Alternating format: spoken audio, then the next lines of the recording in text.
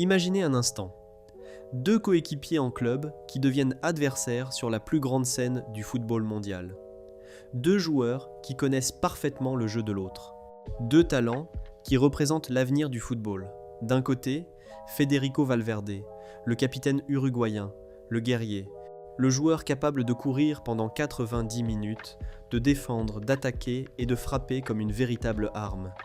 De l'autre, Lamine Yamal, le phénomène espagnol, le prodige qui a bouleversé le football mondial avant même d'avoir atteint son plein potentiel.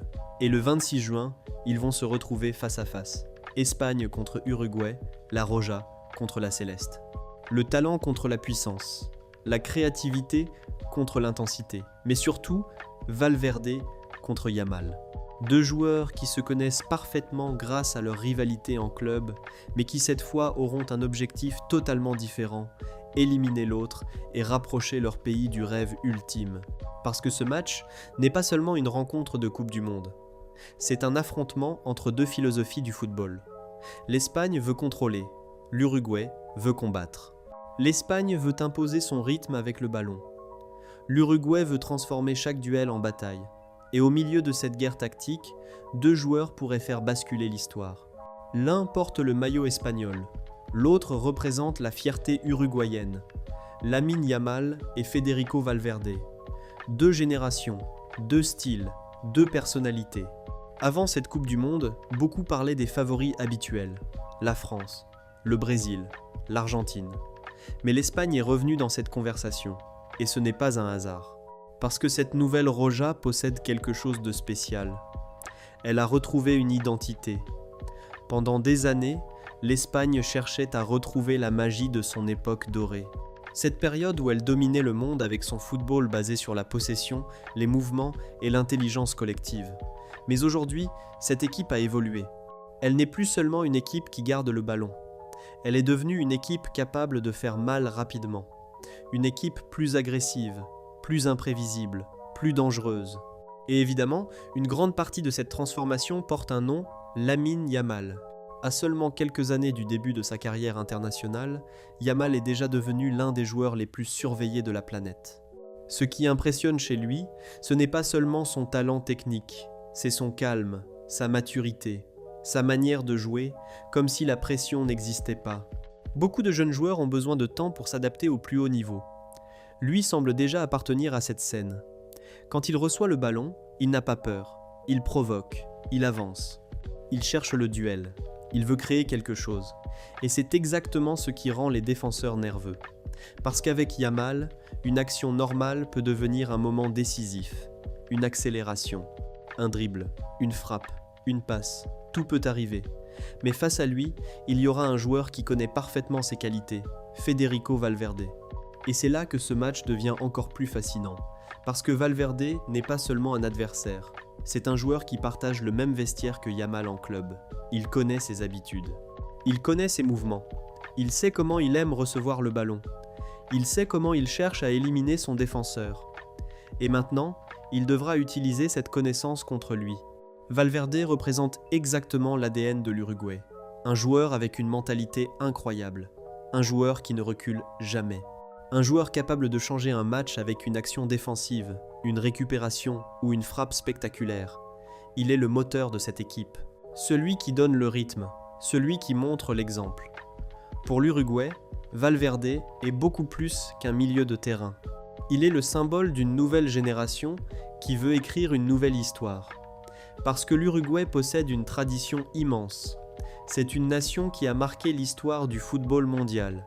Une équipe avec 2 Coupes du Monde, une passion énorme et une culture du combat unique. La Céleste n'a jamais été une sélection facile à affronter. Elle peut souffrir pendant un match entier et trouver une solution sur une seule action. Elle peut jouer contre plus forte qu'elle et rester dangereuse jusqu'à la dernière seconde. C'est cette mentalité qui fait la différence.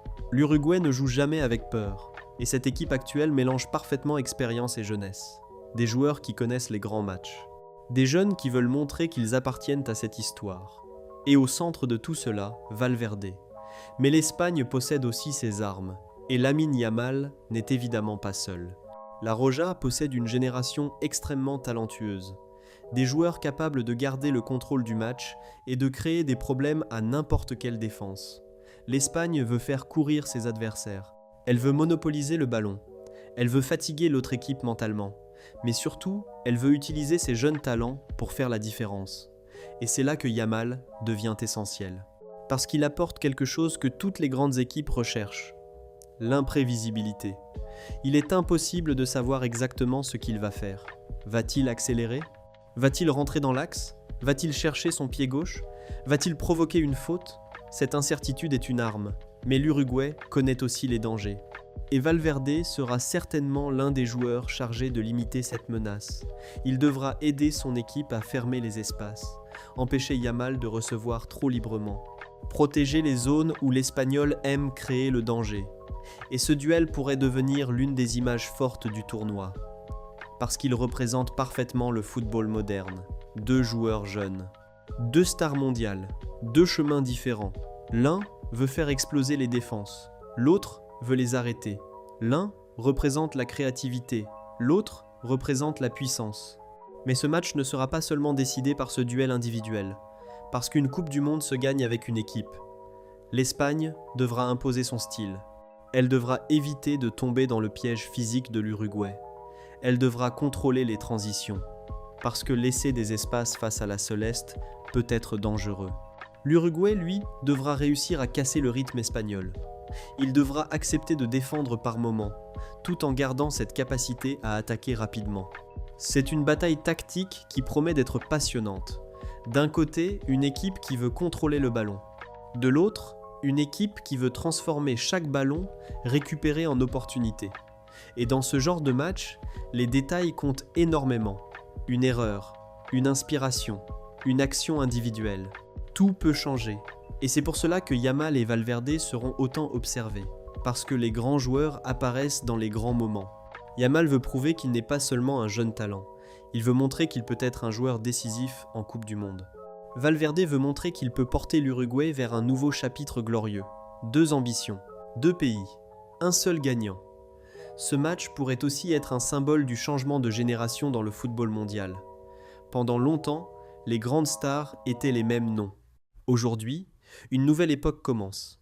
Des joueurs comme Yamal, Valverde, Haaland ou Mbappé prennent progressivement le contrôle de la scène mondiale.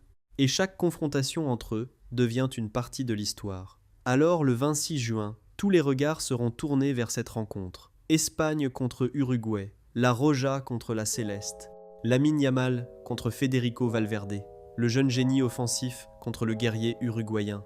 Une chose est certaine, ce match ne sera pas seulement une bataille pour 3 points. Ce sera une bataille pour envoyer un message au monde entier. L'Espagne veut prouver qu'elle est prête à redevenir une superpuissance. L'Uruguay veut rappeler qu'elle reste une nation capable de battre n'importe qui. Et au milieu de cette bataille, deux coéquipiers vont devenir ennemis pendant 90 minutes. Alors la question est simple, qui va prendre le dessus ?